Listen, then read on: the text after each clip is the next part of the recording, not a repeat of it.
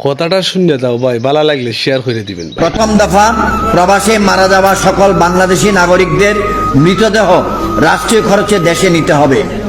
দ্বিতীয় দফা, প্রবাসীদের জাতীয় পরিচয়পত্র ও ভোটাধিকার চাই। তৃতীয় দফা, বিমানবন্দরে প্রবাসী হয়রানি বন্ধ চাই। চতুর্থ দফা, প্রবাসীদের জন্য যুগোপযোগী দ্বৈত নাগরিকত্ব আইন ও পেনশন সুবিধা চাই। পঞ্চম দফা, পাসপোর্ট সংশোধনের সুযোগ সহ দালাল মুক্ত পাসপোর্ট ও দূতাবাস সেবা চাই। ষষ্ঠ দফা, প্রবাসী সুরক্ষা আইন প্রণয়ন ও বাস্তবায়ন চাই। সপ্তম দফা, জাতীয় বাজেট প্রবাসীদের জন্য ন্যূনতম 5% বিশেষ বরাদ্দ চাই। অষ্টম দফা, বিদেশে কাগজপত্রবিহীন প্রবাসীদের বৈধকরণে সরকারের সহযোগিতা চাই। নবম দফা, বিদেশে প্রবাসীদের জন্য পর্যাপ্ত বাংলাদেশি দূতাবাস ও শ্রম কল্যাণ উইং চাই।